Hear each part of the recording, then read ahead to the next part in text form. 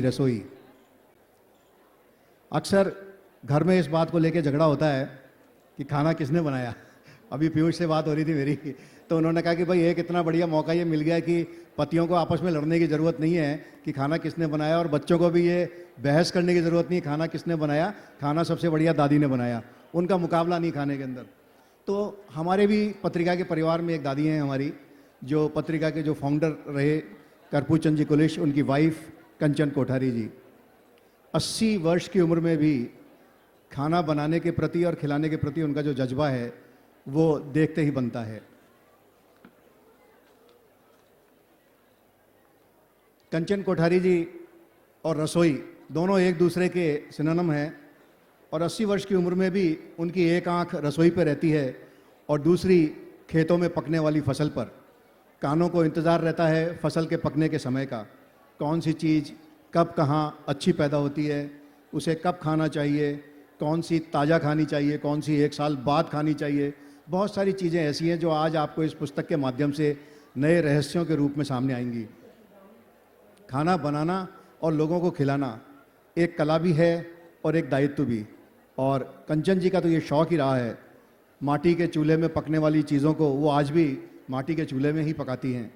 परंपरागत स्वाद को उन्होंने आज भी जीवित रखा हुआ है।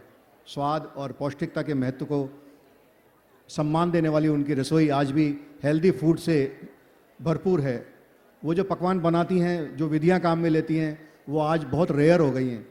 और किस मौसम में क्या बनेगा, उसमें क्या डाला जाएगा, मसाले और दूसरी सामग्री क्या होगी, क्या उनका बैलेंस होगा, प्रोपोर्शन होगा, किस तरह के बर्तन में बनेगा, ये पूरी साइंस जो है उन्होंने अपने जीवन का एक्सपीरियंस इस किताब में लिखा है। हैरत होती है ये जानकर कि इतना सब कुछ खाने के बारे में करने के बाद भी वो खुद बहुत कम खाना खाती हैं, और पिछले 40 वर्षों से वो एक दिन छोड़कर एक दिन खाना खाती हैं, यानी एक दिन खाना खाती हैं और एक दिन नहीं खाती हैं। तो खुद स्वाद से दूर रहकर दूसरों के लिए स्वाद का निर्माण करना, स्वादिष्ट भोजन बनाना अपने आप में किसी साधना से कम नहीं है। दादी की रसोई में उनकी बनाई हुई कई व्यंजनों की विधियां हैं, खाने के प्रभाव, किस मौसम में क्या खाएं, वेदर से क्या चीज़ प्रभावित होती है, मन और संस्कार पे उसके क्या असर पड़ते हैं, उसकी सही विधि क्या है, फेस्टिविटी में क्या बनाना चाहिए, अन्न के दोष क्या हैं, कौन सा खाना किस चीज़ के साथ नहीं खाना चाहिए। क्योंकि कहते हैं कि व्यक्ति का शरीर, मन और आत्मिक विकास खाने से ही प्रभावित होता है। विरोधी खान पान क्या है, हम में से बहुत लोग शायद जो बुफे में ज़्यादा खाने के इंटरेस्टेड है, उनको ये पता नहीं होगा कि क्या चीज़ किसके साथ नहीं खाई जाती, और हम जितनी भी डिशेज़ होती हैं सब एक ही प्लेट में लेके खाने लग जाते हैं। अब जैसे दूध के साथ कच्चे सलाद, दही, इमली, गुड़, खरबूजा, नारियल नहीं खाने चाहिए। अब ये पुराना इसका संस्कार है और इसका इतिहास है, ये पूरा एक विज्ञान है, लेकिन आज की जनरेशन को शायद इन चीज़ों का पता नहीं होगा। तो इस किताब से बहुत सारी ऐसी चीज़ें जानकारी को मिलेगी कि हमें क्या चीज़ कब कहाँ किसके साथ खानी चाहिए या नहीं खानी चाहिए। तो शुरुआत करते हैं इस पूरी प्रक्रिया को आगे बढ़ाने की। मेरे साथ दो बहुत ही लब्ध प्रतिष्ठित व्यक्तित्व आज यहाँ उपस्थित हैं। मैं उन्हें बुलाना चाहूँगा मंच पे। पहले उनका परिचय दूंगा छोटा सा, फिर मैं उन्हें आमंत्रित करता हूँ। हमारे बीच जब बात रसोई की है तो शुरुआत महिला से की जाए। शोमा चौधरी जो हमारे बीच हैं, बहुत ही तेज तर्रार पत्रकार के रूप में आपका नाम जाना जाता है देश में। वर्तमान में कैच न्यूज़ की एडिटर इन चीफ हैं। आपकी आरंभिक शिक्षा, ये जो कुछ भी मैं बता रहा हूँ, मैं शपथ खा के कहता हूँ कि मैं विकीपीडिया से बता रहा हूँ। शोभा जी के लिए आपकी आरंभिक शिक्षा कुर्सियोंग के सेंट हेलेंस कॉन्वेंट में और कलकत्ता के लॉ मॉन्टेनेरी स्कूल में हुई। आपने लेडी श्री राम कॉलेज से बैचलर की डिग्री हासिल की और दिल्ली यूनिवर्सिटी से पोस्ट ग्रेजुएशन किया। आपने पॉइनियर में काम किया, फिर इंडिया टुडे और आउटलुक में काम करने के बाद आपने तहलका को बतौर फीचर एडिटर और डायरेक्टर स्पेशल प्रोजेक्ट्स ज्वाइन किया। तहलका के मैनेजिंग एडिटर तक पहुंचने के बाद आपने बाद में कैच न्यूज़ को ज्वाइन किया और अभी वर्तमान में आप कैच न्यूज़ की एडिटर इन चीफ हैं। आप लिटरेरी क्रिटिक के रूप में भी अपनी पहचान रखती हैं। लिटरेरी फेस्ट में और तहलका थिंक फेस्ट के माध्यम से आप पब्लिक डिबेट्स में हिस्सा लेती रही हैं। आपको उल्लेखनीय कार्यों के लिए रामनाथ गोयनका पुरस्कार, मुंबई प्रेस क्लब अवार्ड से नवाजा जा चुका है। आप न्यूज़वीक की ओर से दुनिया को बदलने वाली 150 महिलाओं में भी चुनी गई थी। मैं शोभा जी को आमंत्रित करता हूं। शोभा जी, आप कृपया मंच पे आएँ। जोरदार तालियों से इनका अभिनंदन करें। और अब एक ऐसी शख्सियत को मैं आमंत्रित करने जा रहा हूं जिसकी क्रिएटिविटी का राज उनकी मूंछों के नीचे छुपा रहता है, और वो शख्सियत और कोई नहीं, हिंदुस्तान के हर उस व्यक्ति की जो ज़िंदगी में विज्ञापनों से कहीं ना कहीं जुड़ा है, उसकी ज़ुबान पर रहता है और वो है पीयूष पांडे का। जयपुर में जन्मे पीयूष सेंट जेवियर स्कूल के छात्र रहे हैं। आपने सेंट स्टीफन कॉलेज से हिस्ट्री में एमए किया है और इतिहास का विद्यार्थी होने के नाते आपने अपनी रचनात्मकता से विज्ञापन की दुनिया में भी इतिहास बनाया है। वे रणजी ट्रॉफी भी खेल चुके हैं और विज्ञापन कला के क्षेत्र में भी चौके छक्के मार रहे हैं और एक टी टेस्टर भी रह चुके हैं। विज्ञापन की दुनिया में पीयूष का एक महत्वपूर्ण स्थान है। 1982 में आप O&M के क्रिएटिव विभाग से जुड़े और उसके बाद उसके क्रिएटिव डायरेक्टर बने। उनकी प्रगति यात्रा में O&M के नेशनल क्रिएटिव डायरेक्टर बनने का सिलसिला जारी रहा। 1995 में इसके बाद बोर्ड ऑफ डायरेक्टर्स में शामिल कर लिए गए। 2004 में आपको O&M इंडिया और साउथ एशिया का एग्जीक्यूटिव चेयरमैन बनाया गया। बाद में आप एशिया पैसिफिक के वाइस चेयरमैन भी बने। पिछले साल भाजपा के चुनावी अभियान को तैयार करने में आपकी मुख्य भूमिका रही। फेविकॉल और फेविक्विक के विज्ञापन तो मैं समझता हूँ सभी को याद होंगे। कैडबरी, वोडाफोन और एशियन पेंट्स के विज्ञापन भी आपकी ही क्रिएटिविटी के बेहतरीन उदाहरण हैं। आप द इकोनॉमिक टाइम्स के द्वारा विज्ञापन जगत की सबसे प्रभावी शख्सियत के तौर पर लगातार 8 साल तक नामित होते रहे। मुंबई एड क्लब ने आपके फेविक्विक कमर्शियल को शताब्दी के सर्वश्रेष्ठ कमर्शियल और कैडबरी के विज्ञापन अभियान को शताब्दी के सर्वश्रेष्ठ विज्ञापन अभियान के रूप में घोषित किया।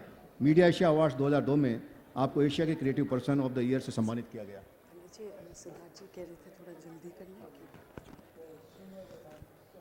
केन्स में डबल गोल्ड मेडल जीतने वाले आप एकमात्र भारतीय हैं। आपको लंदन इंटरनेशनल अवार्ड्स में भी 3 ग्रांड प्राइज जीते हैं। केन्स फिल्म फेस्टिवल में आप जूरी के सदस्य भी रहे हैं और सबसे बढ़कर आप एक अच्छे एक्टर भी हैं और आपने जॉन अब्राहम और नगेश फाकरी के साथ मद्रास कैफे में भी एक्टिंग की है। तो जोरदार तालियों से स्वागत कीजिए पीयूष पांडे का।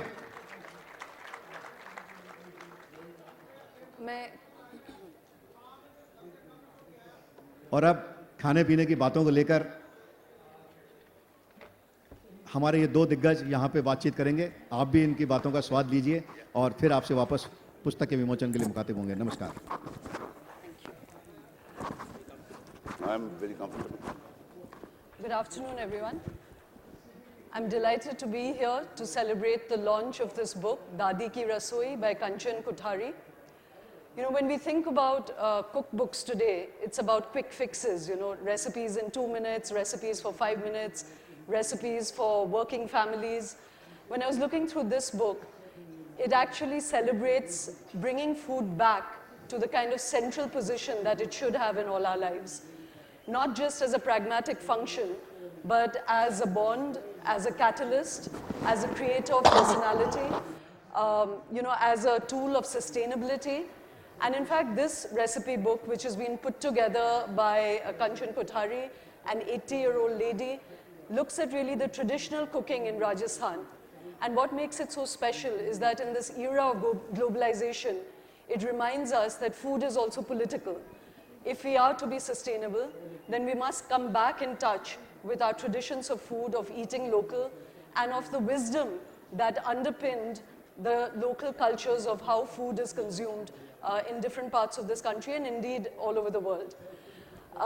The reason Piyush and I are here to talk about it is that Piyush is, of course, a veteran Jaipur man, and a lot of his personality and by extension the advertisements that we receive, the secret foundation of that is the food that he has eaten out of Rajasthan. So, you know, the theme that underpins this book is of food as being the foundation of character. And so I'm going to first start with Piyush. As Piyush, if you were to say how food has defined your personality today, Rajasthani food in particular, what would you say? I was born in Jaipur, brought up in Jaipur, and right from the beginning I spent a lot of time with, I come from a UP family, but I was born and brought up here. So all my friends, I used to go to their homes and have some exotic food. Whether it's down to a simple dal bati or the way they make their food, it has defined my personality in terms of being myself. I will follow up this book someday with a book of my own, which will tell you every Indian restaurant everywhere in the world, because I'm accused very often by my board members saying, this guy will be missing from our dinner tonight because he's found an Indian restaurant. So, if my work is about freedom and at the same time rootedness, I am rooted to the food of this place. So Piyush, you knew Kanchan, in fact you know Kanchanji and the family. Your grandparents were friends. No, my Have you- father was Sri Kulesh's very dear buddy. Okay, So I have- know the family for many generations. I just met the next one, sitting right there. Agastya. Have you eaten at their home? Can you remember something that was special about, you know, why should the audience be interested in this book? If I lie, Mr. Gulab Kothari will kill me. If I'm being truthful, I have been asked to come there many times, but every time I have not been able to make it. Okay. But if you look at the book, you will probably want to say to me, Piyush, can you use some clout with Siddharth Kothari and can we go and have a meal in their house? You know, so the thing I wanted to share with you about the book is that it's really lays bare the way that seasonal wisdom has defined the kinds of foods that we eat. In Rajasthan, of course, you eat less rice and you have jawar, bajra, chane ki roti, and that kind of usage of ecological, you know, rationality for food is something that this book keeps referring to. It talks about the transference of energy, you know, the fact that energy never dies, and so that there is a real food chain in how the love and emotion with which food is cooked and how that itself transforms into the kind of people we become. It also talks about the chemical nature of our personalities and how Indian foods have really been compartmentalized to affect different aspects of our moods, our temperament, our personality development. The way we respond to you know, situations is also driven by the food we eat. And that's the kind of holistic approach that this particular book reminds us of. And so it's not just a recipe book. So again, Piyush, to come back to you, can you look back to your childhood and recall for people here the speciality of Rajasthani food, you know? So in summer, what would you eat? I think you covered most of the things, but one thing I would like to share is tremendous sense of adaptation. I remember from my childhood that Rajasthan did not grow many vegetables. It was an arid zone, not too many vegetables grew here properly, and therefore you see that the food that they crafted, they converted cereals into as a substitute for vegetables with a curry. So a whole lot of things are improvisations that were done because your geography did not permit you to do a lot of things. So, and that is, I think, is captured in the book as to what else can you use and still have a healthy meal and a tasty meal if you don't have the resources for things that may be available to people in Punjab, for instance. So that's defined the cuisine in a huge fashion. I'm also a huge believer that the best food is made at home. So last year I did a commercial, which is the longest commercial run on television ever. It was 4.5 minutes for a cooking oil. And the tagline for that is, Ghar ka khana hota hai, which for my foreign friends out here, it is, there is nothing like home food. It also features a grandmother. So I think I preempted the book because I think grandmothers make some great food. No, in fact, you know, it's apt. You might wonder why a recipe book in a literary festival. But you know, in fact, as Kanchan ji's daughter-in-law is here, Dipti, and she was saying, in fact, my mother-in-law is a kind of storyteller because so much of these recipes are really telling stories, you know. And that's the other aspect that I felt when I looked at the book, that I, as a working mother, have a very functional approach to food, and my children are deprived of the kind of romance of food, the binding quality of food. You know, we're very often sitting in front of television and eating, but hearing that, it brought back the idea that each of these ingredients, the photographs in the book, each of these ingredients have a story to tell. You know, they have stories about qualities, they're actually characters, they're personalities. You know, each of them have hidden qualities. in excess, they do something to you. You know, in perfect proportion, they do something else to you. So in many ways, they really are stories about personalities and characters. May I interrupt you for a moment?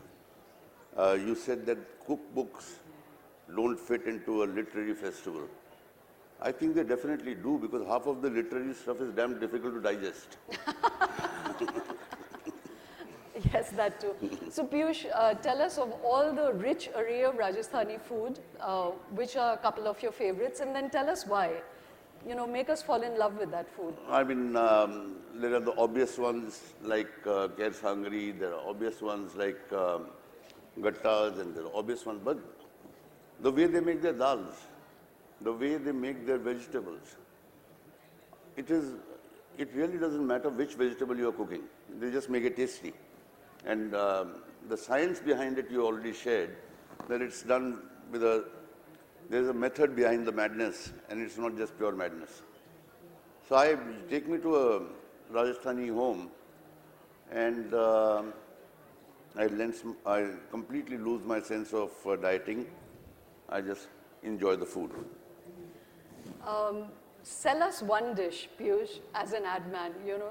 Okay, Sell us I'll sell you one dish, and it's called jungli mutton. Jungli mutton. Now, jungli mutton is also an improvisation done in the good old days when people used to travel for hunting purposes or for wars or whatever. So it has mutton and it has loads of ghee.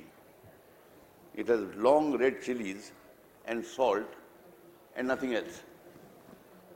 But you won't stop eating it. It's just, now, I'm sure that Kanchanji's book will not have non-vegetarian stuff, but there's a learning out there that how the ghee balances the mutton and particularly the long red chilies. So when you eat it, you do not feel the bite of a chili, but you get the flavor of the chili. So, and that one I can make myself. I just wanted to correct myself that Kanchanji, of course, is Deepti's Dadi Sa, so not mother-in-law. Forgive me that slip. But you know, I think the key thing that I found out after eating Rajasthani food is that I'm a staunch non-vegetarian, committed non-vegetarian. And the only time that I order a platter of vegetarian food is, even in Delhi Haat, it's the Rajasthani platter. Because the kind of array of tastes that the Rajasthani food you know, makes available is something that even Bengali food can't match, actually. You know? So it was wrong of you to sell us a meat dish in Rajasthan, Piyush, because it truly has made an art out of vegetarian food. Try the same thing with potatoes. It'll taste even better. Okay. Unfortunately, we don't have too much time, so I'm just going to share one more thing about the ideas that have driven Kanchan Kothari's food. You know, she herself apparently now only eats on alternate days, and yet it is so perfectly balanced that at the age of 80, she still cooks for friends, packs food for them, and that whole ritual of food is a big factor in the Kothari household. She has a favorite phrase, forgive my Hindi, but jaise khaibe anna vaise bane man, so that your personality really is driven. I come back to that point that your personality is driven by the food you eat. Basically, what she's trying to say is the way you eat your cereals, anna is cereal, is the way you behave in life. And there's just one other facet that the book brings through, is the spiritual quality of food. And that again is a rich tradition in India, that food is connected not just with nature and with love and family, but with ideas of our relationship with the celestial, our mortal bodies, and that whole cycle of energy that really makes us all who we are. And so this is really much more of a philosophical book about food rather than merely a recipe book. I invite all of you to engage with it. Today is the launch of the Hindi edition, and I'd like to invite Kanchanji's two granddaughters-in-law, Deepti and Vrinda, to come on stage, and yet the fourth generation as well, so that's wonderful. This truly is the transferring of food from family to family and from generation to generation. So please join us in celebrating the launch of this. Thank you, baby. Thank you. Piyush ji विमोचन करेंगे दादी की रसोई पुस्तक का, और Want to open it? पुस्तक दिया है दादी के पड़पोतों ने उनको ले जाके, चौथी जनरेशन। दोनों ने बहुत अच्छी चर्चाएं की राजस्थानी खाने के बारे में, और ये कहावत भी फेमस है Just to be closer. कि राजस्थानी जिम में नहीं जाते, राजस्थानी जिम में जाते हैं। They would be, Kanchan ji would be their bade dadi. और ये जो पुस्तक यहाँ पे रिलीज़ की जा रही है, ये अभी आप सभी लोगों में वितरित भी की जाएगी, आप सभी को दी जाएगी। तो मैं अपने साथियों से भी रिक्वेस्ट करूँगा कि जैसे ही ये कार्यक्रम ख़त्म हो, ये पुस्तक आप सब लोगों के अंदर वो पत्रिका परिवार की ओर से बांटेंगे। मैं उम्मीद करता हूँ कि इस किताब से हर घर में एक सेलिब्रिटी शेफ़ जरूर राजस्थानी कुजिन के लिए बन जाएगा। I think all of you who are going to come for the Lit Fest again next year will put up stations out here and you have to cook one of the recipes. That's a deal. Thank you so much. बहुत बहुत शुक्रिया अदा करना चाहता हूँ पीयूष का और शोमा का, आज इस दादी की रसोई पुस्तक का विमोचन करने के लिए, और आप सभी लोगों का जो इसके रिलीज़ प्रोग्राम में, इसमें फंक्शन में शामिल हुए हैं। पत्रिका परिवार की ओर से आप सभी का बहुत बहुत अभिनंदन। और मेरी बात को समाप्त करते ही अमिताभ बच्चन भी आपसे मुखातिब होना चाहेंगे, उसके बाद हमारा ये रिलीज़ का प्रोग्राम ऑफिशियली समाप्त होगा। धन्यवाद।